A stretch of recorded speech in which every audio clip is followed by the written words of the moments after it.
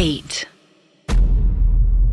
हर्ष, अगर मैं आपसे पूछूं कि आपने कभी भी अपने थ्रू आउट कैरियर में कभी कोई ऐसी एंटिटी से आपने इनकाउंटर किया है जिसको आपको ऐसे बताना पड़ा हो कि कि अब तुम्हारी मौत हो चुकी है, एंड ये करने के बाद ऐसे लोगों का रिएक्शन क्या होता है? बहुत बुरा। ओके। मैं एकदम से तो नहीं बता पाऊंगा आपको कि पूरा खुल के नहीं बता पाऊंगा उस केस को, क्योंकि मुझे अलाउड नहीं है उस केस को बताना, लेकिन मैं आपको संक्षिप्त में बता देता हूँ कि कैसे क्या हुआ था। तो एक माँ थी, उसने अपना बच्चा खोया था ऐसा करके, और जिस दिन उनका बच्चा खोया, जिस दिन उनके पता चला कि बच्चा मर चुका है, उस दिन उस माँ ने भी फांसी लगा ली, वो मर गई। अब क्या होता था कि जो आदमी है उसके कमरे से उस लेडी की आवाज आती थी, मतलब प्रॉपर उसको प्रसव हो रहा है और उसको पीड़ा हो रही है, धीरे धीरे लेबर पेन शुरू हो गया उसको, और ऐसे करके आपको आवाज आएगी कि अंदर कोई डिलीवरी चल रही है बच्चे की। ओके। आपको लेजिट आवाज आएगी उस घर में। तो मैं जब गया तो मैंने कहा कि यहाँ पर क्या है, तो बोला कि मेरी बीवी आज भी रहती है पर उसका शरीर नहीं रहता, उसकी आत्मा रहती है। मैंने पूछा भी कि मतलब कैसे कह सकते हो, तो वो आदमी कहता है कि जब मैं किसी और कमरे में सोता हूँ, क्योंकि बीवी के मरने के बाद मैं उसके कमरे में नहीं सोता था, तो बार बार मुझे मेरे कान में आवाज आती थी कि मेरे कमरे में आओ, तुम पराये नहीं हो, तुम अपने हो, ऐसा करके। तो ये इंसान चला जाता था ऊपर मारे डर के, कुछ ना कुछ ऐसा होता, मतलब ये कोई भी काम गलत करता था तो उसकी पत्नी बोलती थी कि ये गलत है। मतलब एक दिन बता रहा था, बहुत कॉमन सी चीज बता रहा था, कहता एक दिन मैं चाय बना रहा था, उस दिन मैं चीनी डालना भूल गया, तो मेरे कान में आवाज आती है किसी की कि मेरी बीवी की ही बेसिकली, कि चाय में चीनी नहीं है, डाल दो। जैसा मतलब एक वाइफ करती है बेसिकली, वैसा उसके साथ हो रहा था। वो किसी और औरत से बात कर रहा था, मान लो किसी और चीज के बारे में बात कर रहा था।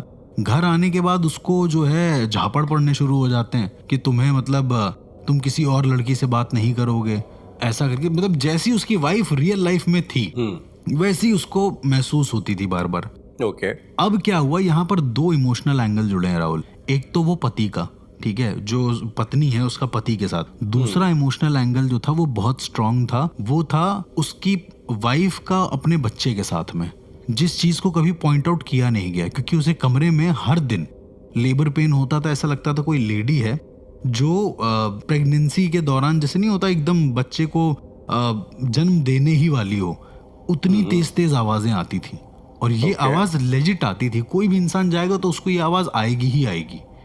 मैं जब गया था तो मुझे आवाज सुनाई दी। कमरे में कोई नहीं था, पूरा कमरा खाली था, बेड तक नहीं था उस कमरे में। उस रात मुझे ऐसा महसूस हुआ है, अभी महसूस हुआ है, मेरे कान में कोई आवाज नहीं आई है, कि किसी ने मुझसे कहा है कि कमरे में बेड तो रख दो एटलीस्ट। ऐसा आपको महसूस ऐसा हुआ? मुझे, मेरा पर्सनल एक्सपीरियंस बता रहा हूँ, मुझे ऐसा महसूस हुआ है। या हो सकता है कि मेरे कॉन्शियस माइंड ने कहा हो कि यार बेड नहीं है उस कमरे में, कैसे क्या हो रहा है, जो भी एक इमेजिनरी बन गया हो, ठीक है। मैं क्या देखता हूँ कि वो जो आदमी है वो रात को रोता है बहुत जोर जोर से, क्योंकि उसकी बीवी जो है अब तो है नहीं, लेकिन बार बार उसको आवाज सुनाई देती है। जब इस सीन को मैंने प्रॉपर समझा कि उसने अपने बच्चे को खो दिया था जन्म के साथ ही जी, तो कभी कभी क्या होता है ना राहुल, हमें एग्जॉर्सिज्म जरूरी नहीं होता है करना। मतलब हर समय आप एग्जॉर्सिज्म के मूड में नहीं रह सकते हो, कहीं कहीं पर आपको उस इमोशनल एंगल को समझना पड़ता है, या आपको उस आत्मा को बताना पड़ता है कि भाई तुम जो ये कर रही हो, या फिर तुम जो ये बार बार टाइम लूप में फंसी हुई हो, ये तुम नहीं हो। तो मैंने आदमी से बोला कि तुम दूसरी शादी करो। सबसे पहले थोड़ा डेंजरस टास्क था, लेकिन उसको बोला कि आप दूसरी शादी करो, और उसके बाद आप ये बोलो कि मतलब जो लड़की आ रही है वो ये बोले कि वो एक बच्चे की माँ बनने वाली है, ऐसा समथिंग। और मैंने कहा कि इसके लिए आप टाइम लो, प्रॉपर 1-2 साल। जी। उस इंसान ने लिए, मतलब वो इंसान बहुत पेशेंस वाला था, उसने लिए। 2 साल बाद वो कहता है कि घर में आके मेरे को बुलाया उसने और बोला कि मेरी जो वाइफ है वो प्रेग्नेंट होने वाली है। अच्छा, इस बीच कोई भी आवाज नहीं हुई घर में, जैसे ही कोई नई वाइफ आई। सबसे ताज्जुब की बात ये थी, उस कमरे के बाहर जब ये जो लड़की थी जो प्रेग्नेंट हो गई थी, जो दूसरी वाइफ थी, उस कमरे के बाहर इसको खड़ा किया और इसको बोला, मतलब इस एक इमोशनल एंगल सामने आता है। तो ये जो प्रेग्नेंट लेडी थी ना, दूसरी जो वाइफ थी जी, इसने उस कमरे के सामने जाकर बोला कि तुम्हारा बच्चा अब नहीं है इस दुनिया में, मैं इसका ख्याल रखूंगी जो मेरे पेट में है, ऐसा करके। ये मेरी आंखों के सामने हुआ है, ठीक है। तो कोई ऐसा हवा में उड़ने वाली चीज या कोई ऐसी आवाज नहीं आई है, पर एक बहुत जैसे शांत वाली जो एकदम वो होती है ब्रीथ होती ना कि ऐसा करके जो आवाज़ आती है, वैसी लेजिट आवाज़ हम तीनों को आई है और उसके बाद से उस घर में कोई हरकत नहीं हुई। तो मेरा ऐसा मानना है कि उसको कहीं ना कहीं उस आत्मा को ये रियलाइज़ हो गया था कि उसका बच्चा जो है मर चुका है, वो अब इस दुनिया की नहीं है, लेकिन उसका जो पति है, उसका जो अंश है जिसके पेट में है, वो उसको संभाल के रखेगी। तो आत्मा को ये आश्वासन हो गया था कि ठीक है, कोई बात नहीं, अब ये सही होगा। उस लेडी को, जो दूसरी लेडी, उसको अभी भी ये ड्रीम आता है कि अगर बच्चे को कुछ हुआ तो मैं तुम्हें मार डालूंगी, ऐसा करके। जो नई मदर है, जो नई मदर है, okay. हाँ, मतलब एक्चुअली मदर हो गई अब तो वो, उसका बच्चा भी हो गया, 3 साल का हो गया वो। तो वो अभी भी डरती है कभी कभी सपने में। उसको सपना ये आता है कि जो उसकी पहली वाइफ है वो कह रही है कि बच्चे को कुछ नहीं होना चाहिए, बच्चा एकदम ठीक रहना चाहिए। तो शायद आत्माएं मरते मरते कभी कभी ये सब हरकतें भी कर देती हैं जो बहुत ज़्यादा खतरनाक होती हैं। ये भी एक तरीके की मरवा ही हैं जिनको पता है कि उनको बच्चा चाहिए, और जब उनको एक दिन रियलाइज़ होता है तो वो एकदम ही आउट ऑफ उसमें चली जाती हैं और फिर वो वहाँ से चली जाती हैं हमेशा के लिए। जैसे वो चाचा वाला केस भी मैंने आपको बताया कि वो अब बॉडी ढूंढने चले गए हैं। उसको अभी भी बिलीव नहीं है, जो चाचा वाली आत्मा है उसको आज भी बिलीव नहीं कि वो मर गया है। आज भी उनके परिवार को दिखता है। आज भी क्या आप आपका या किसी और का एनकाउंटर होता है उस आत्मा के साथ? नहीं, मेरा नहीं होता, उनके जो पर्सनल परिवार वाले जो उनकी फैमिली वालों को होता है। अगर वो स्पेसिफिक शमशान जाएंगे तो उनको ये दिखेगा कि वो जो चाचा हैं वो शमशान में इधर उधर टहल रहे हैं। एक्चुअली दिखेगा, मुझे नहीं दिखेगा, मैं कितनी भी कोशिश कर लूँ मुझे नहीं दिखेगा, कोई किसी को भी नहीं दिखेगा। तो उनके घर वाले ही बताएंगे कि वो कहाँ खड़ा है और वो कह रहा है कि मुझे मेरी लाश ढूंढनी है। वो अपने ही शरीर को बोल रहा होता है कि मुझे मेरी लाश ढूंढनी है। अर्श, जैसे आई थिंक मुझे लगता है हर आम हिंदुस्तानी जो है उसको इस बात का एक अंडरस्टैंडिंग भी नहीं होगी तो एक आइडिया तो है कि मुक्ति जैसा कोई चीज़ होती है। एक चीज़ होती है मुक्ति, एक चीज़ होती है मोक्ष। और इंडिया में तो आमतौर पे भगवान से ज़्यादा मोक्ष की कामना की जाती है। तो क्या ये एक तरीके से मैं टेक्निकली पूछूं कि एक आत्मा के लिए एक ऑप्शन होता है कि वो मोक्ष को प्राप्त करे या ना करे? मतलब क्या जो आत्मा भटक रही है वो क्या अपनी मर्जी से भी कई बार भटक, क्योंकि मैंने एक बार कई ऐसे जो आपने भी केस बताया प्रॉपर्टी वाला फॉर एग्जांपल, तो आपने कुछ चीजें बताई कि कुछ लोग ऐसे होते हैं जो अपने अटैचमेंट्स को मरने के बाद कभी भूल नहीं पाते हैं। Like for example royal opera house जो है इंग्लैंड का, तो वहाँ पे भी कई ऐसे आर्टिस्ट हैं जो अभी भी लोग, उनका बड़ा मानना है कि बैक स्टेज आते हैं और अभी भी जो है अपनी कॉस्ट्यूम में टहलते हैं because they are so attached to that character. जैसे आपको जो एनएसडी वाला दोस्त था, उनकी आवाजें भी आती है ओपेरा हाउस में। उनकी आवाजें भी आती हैं ओपेरा हाउस में, कि वो अभी भी अपनी जो है, और ये चीज आमतौर पे एक्टर्स के और आर्टिस्टों के साथ ज्यादा होती है क्योंकि शायद वो लोग ज्यादा पैशनेट होते हैं। तो क्या ये अपनी मर्जी से ये बस इस लूप में चले जा रहे हैं बस, और शायद इनको बस ये एहसास दिलाना ही भर मोक्ष है इनके लिए कि तुम यहाँ निकल लो यहाँ से? मुझे ऐसा लगता है कि अपनी मर्जी से तो कोई नहीं जाता, ठीक है? ओके। जैसे वही वाला एक कॉन्सेप्ट है कि उनको एहसास नहीं होता कि वो मर चुके हैं, ठीक है? या उनको कोई अगर एहसास कराने वाला आ जाए एक तरीके से कि भाई अब तुम इस दुनिया में नहीं हो, या वो जो चाहते हैं वो उनको, अब उदाहरण के तौर पे वही आप एक हाइपोथेटिकल सिचुएशन लो कि एक आर्टिस्ट है जो ओपेरा हाउस में परफॉर्म करना चाहता है, ऐसे आप मान के चलिए, ठीक है? ओके। और उसको मौका नहीं मिल रहा है, उसने बहुत कोशिश करी और उसी बीच में उसकी डेथ हो गई।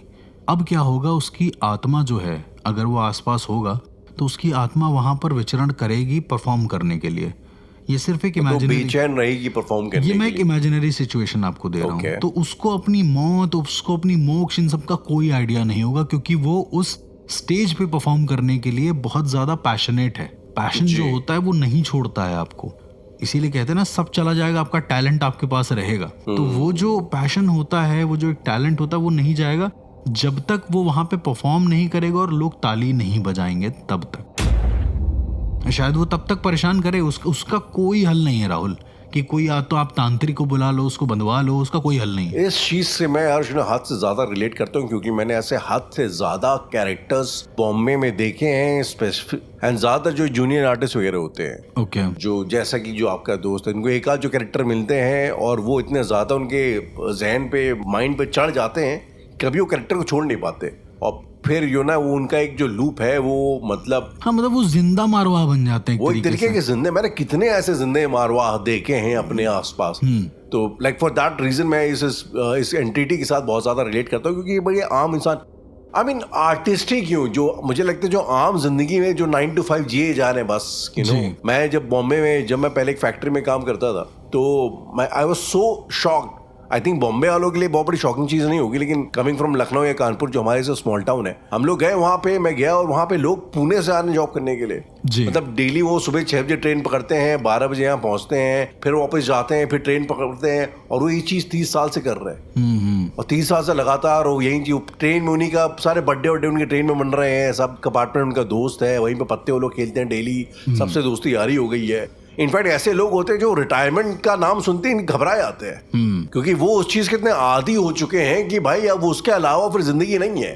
मैंने कितने ऐसे लोग देखे उस दौरान, यू नो, जब रिटायरमेंट जब उनका हुआ तो फूट फूट के रो रहे हैं और चिहाड़ चिहाड़ की, मतलब यू नो, तो कोई अगर फेयरवेल बोले तो गलिया के उसको भगा दे रहे हैं कि नहीं मैं आऊंगा यहाँ पे। कई ऐसे लोग जो बिना रिटायरमेंट हो चुका है उसके बावजूद आ रहे हैं। मैं था एक आध ऐसे कैरेक्टर से मिला था, उनकी 70-75 साल हो गई है, क्यों आ रहे किसी को कुछ नहीं पता, खाली पत्ते खेलने के लिए पुणे से मुंबई आ जा रहे डेली। तो अगेन यू नो कि ये एक जो कॉन्सेप्ट है मारवा का, इतना ज्यादा रियलिस्टिक, इतना ज्यादा रियल है, यू नो, कि आप अभी अपने आसपास देखेंगे आपको न जाने कितने ऐसे मारवा दिख जाएंगे। And I think it's, I don't know ये क्या, इट्स बिकॉज कि या तो आप बहुत ज्यादा पैशनेट है उस चीज को लेके, या आप एकदम ही पैशनेट नहीं है उस चीज को लेकर। एकदम ही नहीं, हाँ ये दोनों ही चीजें, बीच वाले का कुछ नहीं होता है, बीच वाले का कुछ नहीं होता है। मतलब मेरा ऐसा मानना है ना, जब आप ऐसे देखेंगे, कानपुर में ना एक कॉलेज है, बहुत फेमस कॉलेज है, मैं नाम नहीं लूंगा उसका, ठीक है, और कानपुर का मतलब ये समझ लो आधा% बच्चा जो है वो उसमें पढ़ता है, ठीक है। उस कॉलेज में एक बहुत अजीब सा इंसिडेंट हुआ था। अमन भट्ट नाम का एक लड़का था, पेपर में भी आया था बाय द वे इंसिडेंट ये। तो वो जो है बहुत मेधावी छात्र था और जो है पढ़ाई वगैरह में बहुत सही था, सब कुछ सही। उसका एक दोस्त था जो मतलब इन सब चीजों में बिल्कुल भी सही नहीं था। होता है ना कि वो कैसे भी दोस्ती हो जाती है, जी। कोई एकदम ही अच्छा होता है, एकदम ही बेकार होता है। तो एक दिन क्या होता है कि गलती से खेलते खेलते या कुछ ऐसा होता है कि वो 4-5वें फ्लोर पे होता है और वहां से वो कूद जाता है, मतलब गलती से गिर जाता है, जो बुरा वाला होता है, जो पढ़ाई में अच्छा नहीं होता है। अब वो गिर जाता है, वो मर जाता है, और ये उसकी आंखों के सामने हो रहा है। जो सही वाला छात्र अमन भट्ट जिसके साथ हो रहा है ये सब देखा उसने। उसके बाद बार बार क्या होता है कि लोग उसको समझाने की कोशिश करते हैं अमन को कि अब तुम्हारा दोस्त नहीं है इस दुनिया में, पर आज भी उसका ये मानना है कि उसका दोस्त है। अब उसको लोग पागल समझ रहे हैं। उसने अपने बाकी के जो 2 साल और थे, बीटेक कर रहे थे वो लोग, बाकी के जो 2 साल थे वो उससे बात करते करते बिताए। वो क्लास में बैठ के बात करता था। अब चूंकि ये मेधावी छात्र था, इसको कोई निकाल भी नहीं सकता था, इसका IQ बहुत सही था, मतलब एक बार को ये हो सकता है मेंटल प्रेशर हो, ऐसा कुछ नहीं था इसके ऊपर। पैसे वाले घर से था, तो बगल में बैठा बैठा कहता था कि अरे अभी अमन जो था वो कहता था अरे अभी इसको, मेरे दोस्त को मुझे खाना देना है, मैं आता हूँ सर थोड़ी देर में। उसके घर जाता था, बकायदा उसकी माँ के पास बैठता था, उसके कमरे में बैठता था ये, ठीक है। उसका बहुत स्ट्रांगली मानना था कि उसका दोस्त मरा नहीं है, जिंदा है।